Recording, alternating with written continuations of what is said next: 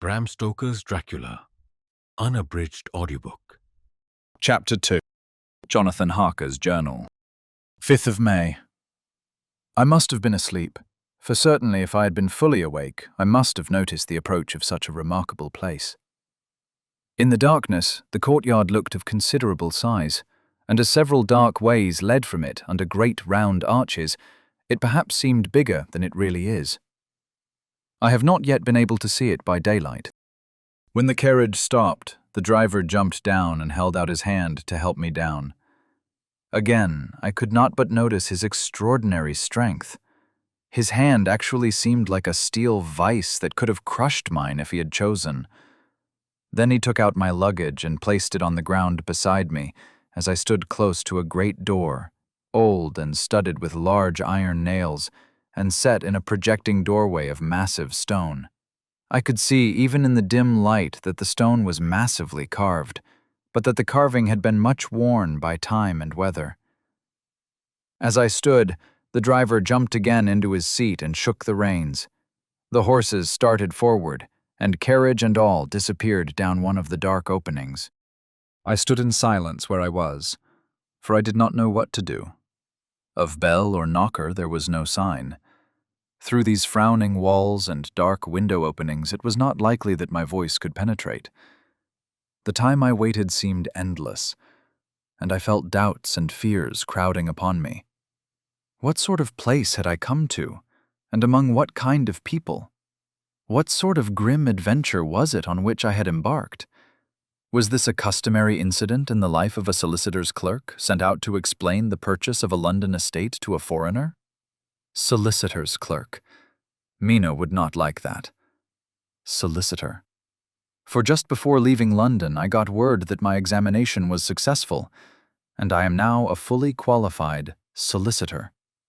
I began to rub my eyes and pinch myself to see if I were awake.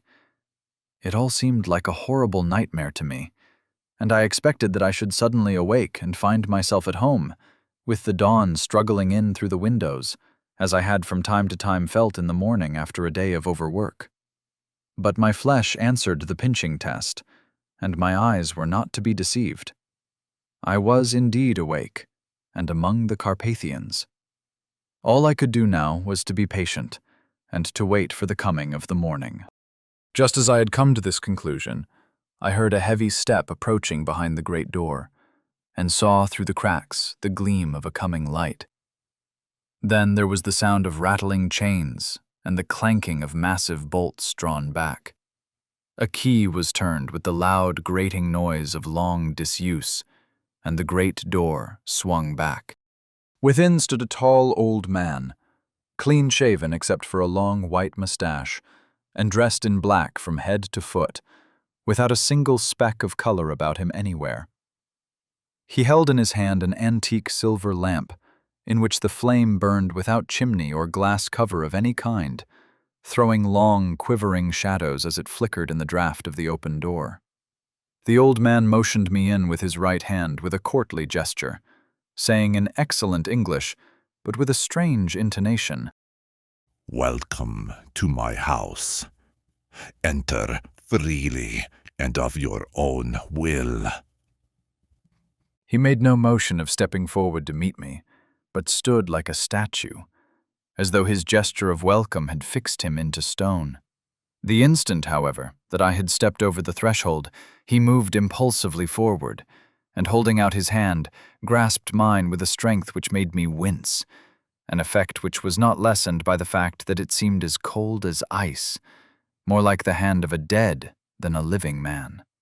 Again he said, "Welcome to my house. Come freely, go safely, and leave something of the happiness you bring."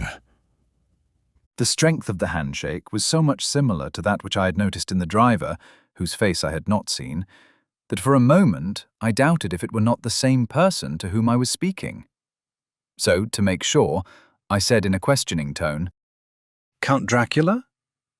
He bowed in a courtly way as he replied, "I am Dracula, and I bid you welcome, Mr. Harker, to my house." Come in, the night air is chill, and you must eat and rest.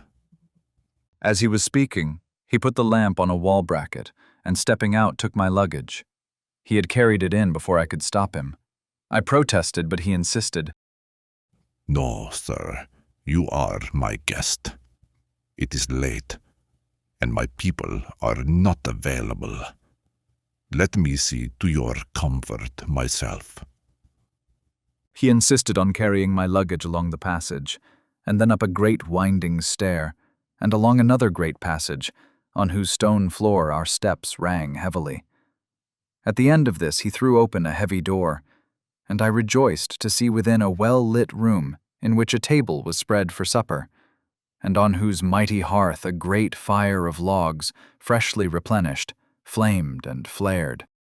The Count halted, putting down my bags, closed the door, and crossing the room opened another door, which led into a small octagonal room lit by a single lamp, and seemingly without a window of any sort.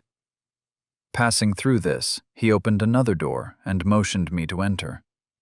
It was a welcome sight, for here was a great bedroom well lighted and warmed with another log fire which had been added to recently, for the top logs were fresh, which sent a hollow roar up the wide chimney. The Count himself left my luggage inside and stepped back, saying, before he closed the door, You will need, after your journey, to refresh yourself and wash. I trust you will find all you wish. When you are ready, come into the other room where you will find your supper prepared. The light and warmth and the Count's courteous welcome seemed to have dissipated all my doubts and fears. Having then reached my normal state, I discovered that I was very hungry, so after a quick wash, I went into the other room. I found supper already laid out. My host, who stood on one side of the great fireplace, leaning against the stonework, made a graceful wave of his hand to the table and said, Please be seated and eat as you wish. You will, I trust, excuse me that I do not join you. But I have dined already, and I do not eat supper. I handed to him the sealed letter which Mr. Hawkins had entrusted to me. He opened it and read it gravely. Then, with a charming smile, he handed it to me to read. One passage of it, at least, gave me a thrill of pleasure. I must regret that an attack of gout, from which illness I am a constant sufferer, prevents me from traveling for some time to come. But I am happy to say I can send a sufficient representative, one in whom I have every possible confidence. He is a young man, full of energy and talent in his own way, and of a very faithful disposition. He is discreet and silent, and has grown into manhood in my service. He shall be ready to attend on you whenever you wish during his stay, and shall take your instructions in all matters. The Count himself came forward and took off the cover of a dish, and I began eating at once an excellent roast chicken. This, with some cheese and a salad, and a bottle of old Tokai, of which I had 2 glasses, was my supper. During the time I was eating, the Count asked me many questions about my journey, and I told him, little by little, all I had experienced. By this time I had finished my supper, and, by my host's desire, had drawn up a chair by the fire, and begun to smoke a cigar which he offered me, at the same time excusing himself that he did not smoke. I now had an opportunity of observing him, and found him of a very marked appearance. His face was strong, very strong, aquiline, with a high bridge to the thin nose and peculiarly arched nostrils, with a lofty, domed forehead, and hair growing scantily round the temples, but thickly elsewhere. His eyebrows were very massive, almost meeting over the nose, and with bushy hair that seemed to curl in its own abundance. The mouth, so far as I could see it under the heavy mustache, was fixed and rather cruel-looking, with peculiarly sharp white teeth. These protruded over the lips, whose remarkable redness showed astonishing vitality in a man of his years. For the rest, His ears were pale, and at the tops extremely pointed. The chin was broad and strong, and the cheeks firm, though thin. The overall effect was one of extraordinary pallor. Until then, I had noticed the backs of his hands as they lay on his knees in the firelight, and they had seemed rather white and fine. But seeing them now close to me, I could not help noticing that they were rather coarse, broad, with thick fingers. Strange to say, there were hairs in the center of the palm. The nails were long and fine, and cut to a sharp point. As the Count leaned over me and his hands touched me, I could not hold back a shudder. It may have been that his breath was foul, but a horrible feeling of nausea came over me, which, do what I would, I could not conceal. The Count, evidently noticing it, drew back, and with a grim sort of smile, which showed more than he had yet done his protruding teeth, sat himself down again on his own side of the fireplace. We were both silent for a while, and as I looked towards the window, I saw the first dim streak of the coming dawn. There seemed a strange stillness over everything, but as I listened, I heard, as if from down below in the valley, the howling of many wolves. The Count's eyes gleamed, and he said, Listen to them, the children of the night. What music they make. Seeing, I suppose, some expression in my face strange to him, he added, Ah, sir, you people who live in the city cannot enter into the feelings of the hunter. Then he rose and said, But you must be tired. Your bedroom is all ready, and tomorrow you shall sleep as late as you wish. I have to be away till the afternoon, so sleep well and dream well. With a courteous bow, he opened for me himself the door to the octagonal room, and I entered my bedroom. I am all in a sea of wonders. I doubt. I fear. I think strange things which I dare not confess even to myself. God keep me, if only for the sake of those dear to me. 7th of May. It is again early morning, but I have rested and enjoyed the last 24 hours. I slept till late in the day and awoke of my own accord. When I had dressed myself, I went into the room where we had supper and found a cold breakfast laid out, with coffee kept hot by the pot being placed on the hearth. There was a card on the table on which was written, I have to be absent for a while. Do not wait for me. Dracula. I began eating and enjoyed a hearty meal. When I had done, I looked for a bell so that I might let the servants know I had finished, but I could not find one. There are certainly odd things missing in the house, considering the extraordinary evidences of wealth which are around me. The table service is of gold, and so beautifully made that it must be of immense value.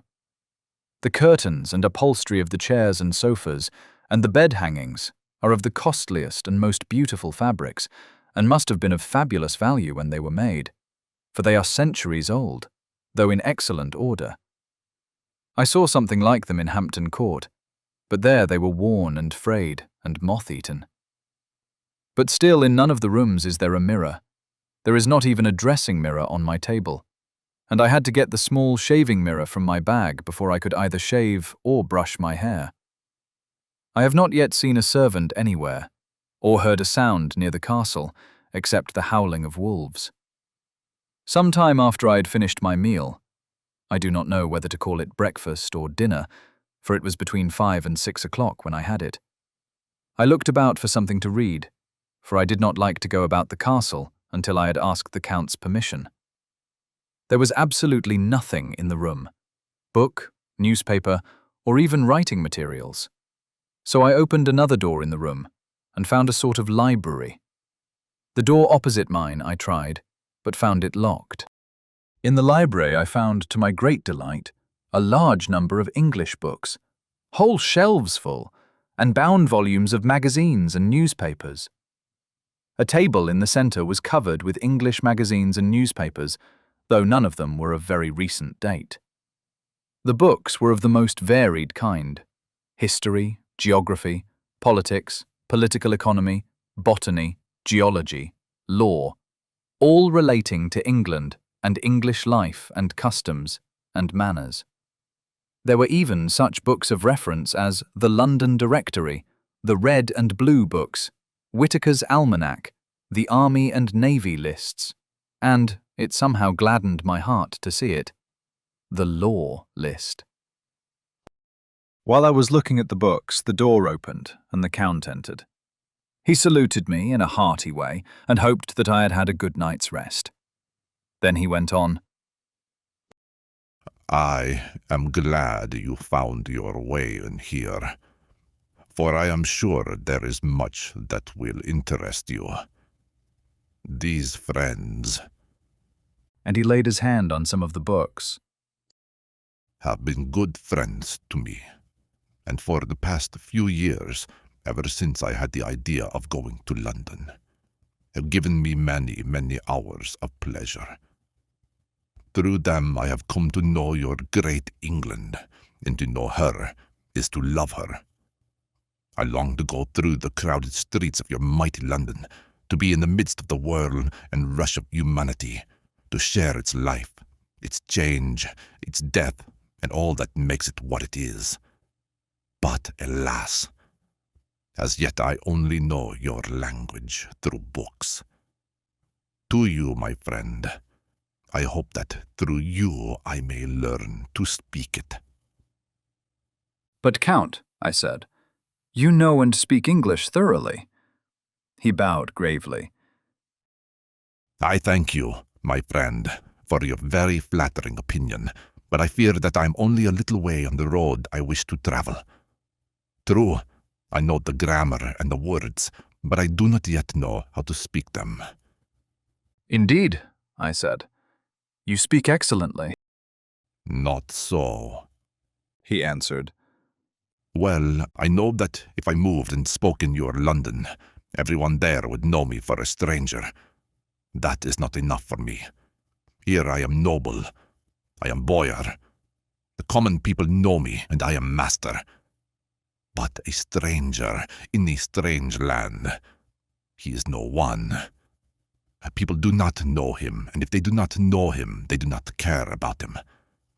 I am content if I am like the rest, so that no man stops if he sees me, or pauses in his speaking if he hears my words.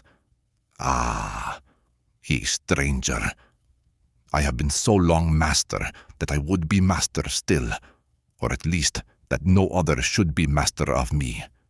You come to me not alone as agent of my friend Peter Hawkins, of Exeter, to tell me all about my new estate in London. You shall, I trust, rest here with me a while, so that by our talking I may learn the English intonation. And I would like you to tell me when I make an error, even of the smallest, in my speaking. I am sorry that I had to be away so long today. But you will, I know. Forgive one who has so many important matters to attend to. Of course I said all I could about being willing, and asked if I might come into that room when I chose. He answered, Yes, certainly. And added, You may go anywhere you wish in the castle, except where the doors are locked, where of course you will not wish to go. There is a reason that all things are as they are, and if you saw with my eyes and knew with my knowledge, you would perhaps better understand. I said I was sure of this, and then he went on. We are in Transylvania, and Transylvania is not England. Our ways are not your ways, and there will be many strange things for you. Indeed, from what you have told me of your experiences already, you know something of what strange things there may be. This led to much conversation, and as it was evident that he wanted to talk, if only just for the sake of talking. I asked him many questions regarding things that had already happened to me, or come to my notice. Sometimes he turned away from the subject, or changed the conversation by pretending not to understand. But generally, he answered all I asked most frankly. Then, as time went on, and I had grown a little bolder, I asked him about some of the strange things of the night before, as, for instance, why the coachman went to the places where he had seen the blue flames. He then explained to me that it was commonly believed that on a certain night of the year, last night in fact, when all evil spirits are supposed to have complete power, a blue flame is seen over any place where treasure has been hidden. That treasure has been hidden, He went on. in the region through which you came last night. There can be little doubt, for it was the ground fought over for centuries by the Wallachian, the Saxon, and the Turk. Why, there is hardly a foot of soil in all this region that has not been enriched by the blood of men, patriots, or invaders. In old days there were turbulent times when the Austrian and the Hungarian came in great numbers, and the patriots went out to meet them, men and women, the aged and the children too, and waited their coming on the rocks above the passes, that they might bring destruction upon them with their artificial avalanches. When the invader was triumphant, he found but little, for whatever there was had been sheltered in the friendly soil. But how, said I, can it have remained so long undiscovered, when there is a clear sign to it, if men will but take the trouble to look? The Count smiled, and as his lips pulled back over his gums, the long, sharp canine teeth showed out strangely. He answered, Because your peasant is at heart a coward and a fool.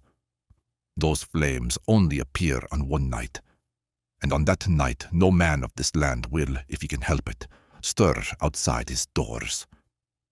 And dear sir, even if he did, he would not know what to do. Why, even the peasant that you tell me of who marked the place of the flame would not know where to look in daylight, even for his own work.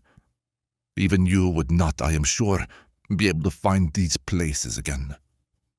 There you are right, I said. I know no more than the dead where even to look for them. Then we moved on to other matters. Come, He said at last. Tell me of London and of the house which you have found for me. With an apology for my delay, I went into my own room to get the papers from my bag. While I was placing them in order, I heard a rattling of china and silver in the next room, and as I passed through, noticed that the table had been cleared and the lamp lit, for it was by this time well into the dark. The lamps were also lit in the study or library, and I found the Count lying on the sofa, reading, of all things in the world, an English Bradshaw's Guide. When I came in, he cleared the books and papers from the table, and with him I went into plans and deeds and figures of all sorts. He was interested in everything, and asked me many questions about the place and its surroundings. He clearly had studied beforehand all he could get on the subject of the neighborhood, for he evidently, at the end, knew very much more than I did. When I remarked this, he answered, Well, but, my friend, is it not necessary that I should? When I go there, I shall be all alone, and my friend Harker, Jonathan. Nay, pardon me. I fall into my country's habit of putting your family name first. My friend Jonathan Harker will not be by my side to correct and aid me. He will be in Exeter, miles away, probably working at legal papers with my other friend, Peter Hawkins. So... We went thoroughly into the business of the purchase of the estate at Purfleet. When I had told him the facts and got his signature to the necessary papers, and had written a letter with them ready to post to Mr. Hawkins, he began to ask me how I had come across so suitable a place. I read to him the notes which I had made at the time, and which I record here. At Purfleet, on a by-road, I came across just such a place as seemed to be required, and where there was displayed an old worn notice that the place was for sale. It is surrounded by a high wall of ancient structure built of heavy stones, and has not been repaired for a large number of years. The closed gates are of heavy old oak and iron, all covered with rust. The estate is called Carfax, no doubt a corrupted form of the old Quatreface, as the house is four-sided, agreeing with the cardinal points of the compass. It contains in all some 20 acres, quite surrounded by the solid stone wall above mentioned.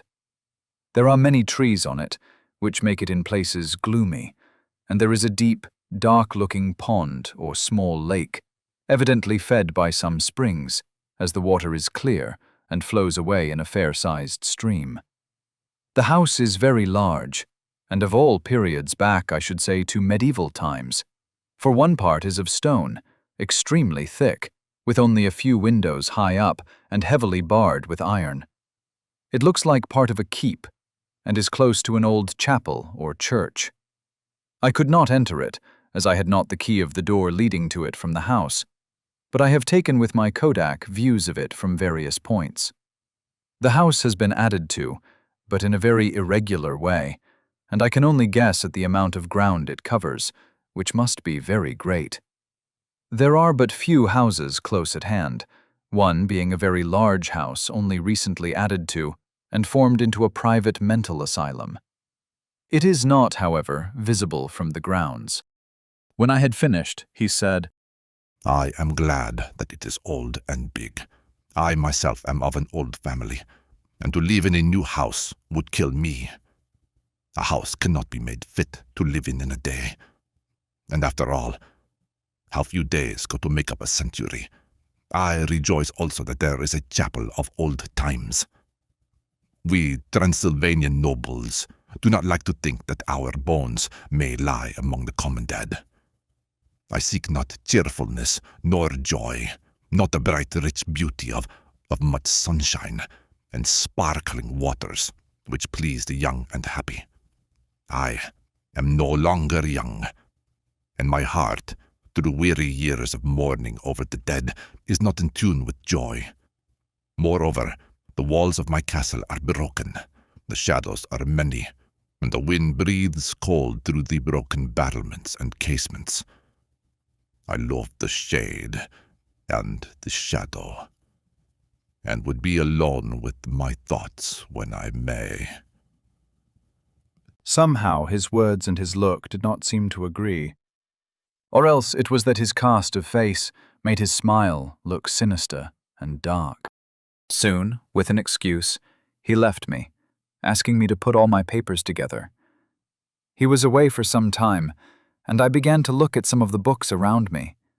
One was an atlas, which I found opened easily at England, as if that map had been much used. On looking at it, I found in certain places little rings marked, and on examining these, I noticed that one was near London on the east side, clearly where his new estate was situated. The other two were Exeter and Whitby on the Yorkshire coast. It was almost an hour when the Count returned. Aha, He said, still at your books? Good. But you must not work always. Come. I am informed that your supper is ready. He took my arm, and we went into the next room, where I found an excellent supper ready on the table. The Count again excused himself, as he had dined out while he was away from home, but he sat as on the previous night, and chatted while I ate. After supper I smoked, as on the last evening, and the Count stayed with me, chatting and asking questions on every possible subject, hour after hour. I felt that it was getting very late indeed, but I did not say anything, for I felt obliged to meet my host's wishes in every way. I was not sleepy, as the long sleep yesterday had rested me, but I could not help feeling that chill which comes over one at the coming of the dawn, which is like, in its way, the turn of the tide. They say that people who are near death die generally at the change to the dawn or at the turn of the tide. Anyone who has, when tired and tied as it were to his post, experienced this change in the atmosphere, can well believe it. All at once we heard the crow of a cock coming up with unnatural shrillness through the clear morning air. Count Dracula, jumping to his feet, said, "Why, there is the morning again. How careless I am to let you stay up so long. You must make your conversation regarding my dear new country of England less interesting, so that I may not forget how time flies by us." And with a courtly bow, he quickly left me. I went into my own room and drew the curtains, but there was little to notice. My window opened into the courtyard. All I could see was the warm grey of the brightening sky. So I pulled the curtains again, and have written of this day. 8th of May. I began to fear, as I wrote in this book, that I was getting too detailed. But now I am glad that I went into detail from the first, for there is something so strange about this place, and everything in it, that I cannot help feeling uneasy. I wish I was safe out of it, or that I had never come. It may be that this strange night existence is affecting me, but if only that were all. If there were anyone to talk to, I could bear it, but there is no one. I have only the Count to speak with, and he. I fear I am myself the only living soul within the place. Let me be practical, so far as facts can be. It will help me endure it, and my imagination must not run wild. If it does, I am lost. Let me say at once how I stand, or seem to. I only slept a few hours when I went to bed, and feeling that I could not sleep any more, got up. I had hung my shaving glass by the window, and was just beginning to shave. Suddenly I felt a hand on my shoulder, and heard the Count's voice saying to me, "Good morning." I started, for it amazed me that I had not seen him, since the reflection of the glass covered the whole room behind me. In starting I had cut myself slightly, but did not notice it at the moment. Having answered the Count's salutation, I turned to the glass again to see how I had been mistaken.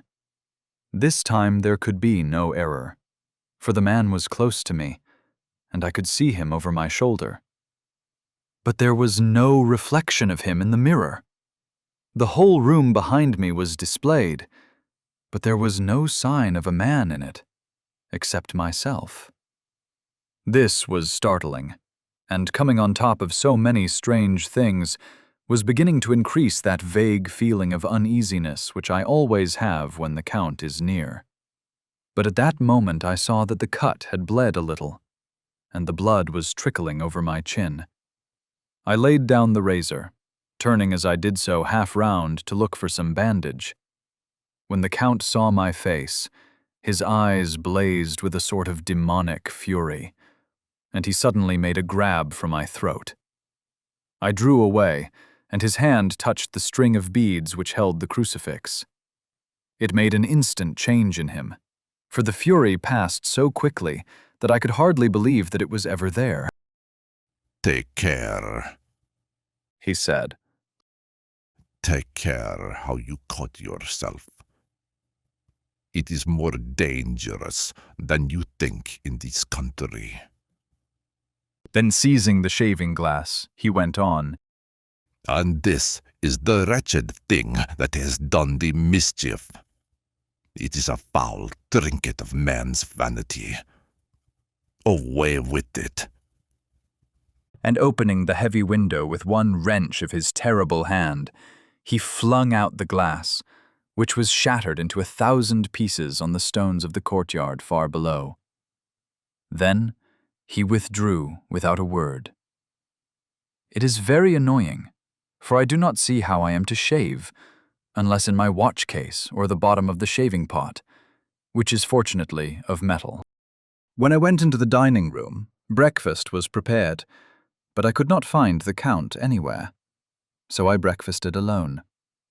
It is strange that as yet I have not seen the Count eat or drink. He must be a very strange man.